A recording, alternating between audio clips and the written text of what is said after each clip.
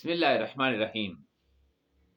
ناظرین کرام، پرانے زمانے میں ایک خلیفہ تھا جس نے سخاوت اور فیاضی میں حاتم طائی کو بھی بہت پیچھے چھوڑ دیا تھا۔ مشرق سے مغرب تک اس کا چرچا تھا کہ وہ کسی حاجت مند کو کبھی خالی واپس نہیں لوٹاتا۔ اس زمانے میں ایک اعرابی کی بیوی نے شوہر سے کہا کہ سارا عالم خوش ہے، ایک ہم ہیں کہ محتاجی اور ناداری ہمارا پیچھا نہیں چھوڑتی، ہماری تو زندگی روٹی کی فکر کی نظر ہو گئی۔ میاں یہ باتیں سنتا رہا اور پھر بیوی سے مخاطب ہو کر بولا، اللہ کی بندی، ہم زندگی تو گزار چکے ہیں، اب ہم نے کون سا برسوں جینا ہے؟ غریبی امیری دونوں پانی کی موج ہیں جو آتی ہیں اور پھر گزر جاتی۔ ہمیں ہم خیال ہونا چاہیے، میں جتنا قناعت کی طرف جا رہا ہوں تو اتنا ہی حرص و طمع اور لالچ کی طرف بڑھتی ہے۔ ایسا نہ کر، اپنا اور میرا چین خراب نہ کر۔ بیوی جو کئی برس سے یہ نصیحتیں سن رہی تھی، ایک روز بفر گئی اور اپنے شوہر کو خوب کھری کھری سنائی۔ شوہر نے جواب دیا، نیک بخت، لڑائی جھگڑے سے باز آ جا، ورنہ میں تنگ آ کر یہ گھر چھوڑ جاؤں گا۔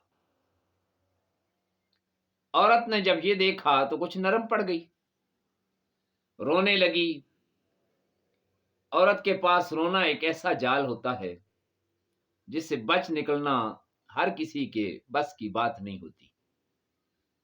عورت نے اس مرتبہ بڑی عاجزی و انکساری سے اپنے شوہر سے کہا، میں تیری بیوی نہیں، تیرے پاؤں کی خاک ہوں، تو ہی میرا فرما روا ہے، مجھے تیری قسم میں شکوہ و شکایت اپنی کسی غرض کے لیے نہیں کرتی، بلکہ یہ سب تیری بہتری کے لیے ہے، یہ اس لیے کہ میں تیری ہمدرد اور تیری غمخوار ہوں۔ وہ یہ کہتے کہتے گر گئی۔ مرد کے دل پر اس کا خاطر خواہ اثر ہوا اور وہ اپنی بیوی سے یوں ہم کلام ہوا، اے عورت، میں اپنے کیے پر شرمندہ ہوں، میں آئندہ تیری مخالفت کبھی نہ کروں گا، جو تو کہے گی وہی بات میں مانوں گا، میں ویسا ہی کروں گا۔ تو یوں سمجھ کہ میں اگر پہلے کافر تھا تو اب میں مسلمان ہو گیا ہوں۔ میں وعدہ کرتا ہوں کہ میں تیرے وجود میں فنا ہو جاؤں گا، میں تجھ سے محبت کروں گا، اور تو جانتی ہے کہ محبت اندھی چیز ہوتی ہے۔ بیوی نے شوہر سے کہا کہ بغداد کے بادشاہ سے جا کر ملے، جہاں سے ضرورت مند جھولیاں بھر کر لوٹتے ہیں۔ شوہر نے پوچھا کہ وہ بادشاہ کی نظر میں کیسے آ سکتا ہے؟ عورت نے کہا کہ ہمارے مشکیزے میں برسات کا پانی بھرا پڑا ہے، اسے لے جا کر بادشاہ کی نظر کر، اور ساتھ ہی بادشاہ سے یہ عرض کر کہ ہماری زندگی کی ساری جمع پونجی بس یہی کچھ ہے۔ صحرا سے صاف پانی سے زیادہ قیمتی شے اور کیا ہو سکتی ہے؟ ایسا پانی دنیا میں کہیں نہیں، یہ نتری ہوئی شراب سے کم نہیں ہے۔ بیوی نے مشکیزے کا منہ بند کر کے اسے نمدے میں سیا اور مرد کے حوالے کر دیا۔ اس عرابی مرد نے مشکیزہ اٹھایا اور بغداد کی طرف روانہ ہو گیا۔ ادھر یہ شہر بغداد پہنچا، ادھر بیوی نے مصلح بچھا دیا اور اللہ سے گڑ گڑا کر دعا مانگی۔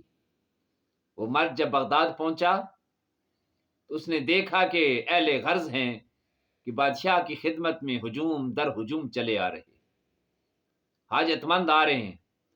بادشاہ کے کرندوں نے اس عرابی مرد سے پوچھا کہ وہ کہاں سے آیا ہے اور تیری کیا مشکل ہے؟ تو اس نے جواب دیا، اگر تم مجھے عزت دو تو میں شریف ہوں، اور اگر منہ پھیر لو تو بالکل بے عزت ہوں۔ میں مسافر ہوں، صحرا کا لمبا سفر طے کر کے تمہارے بادشاہ کی سخاوت اور کرم کا شعرہ سن کر اپنا مقدر آزمانے کے لیے آیا ہوں.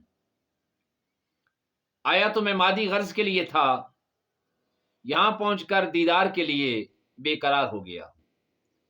یہ پانی کا مشکیزہ بادشاہ سلامت کو پیش کرو اور عرض کرو کہ یہ برساتی پانی ہے جسے سوندی مٹی کے گھڑے میں جمع کر کے مشکیزے میں بھر کر لایا.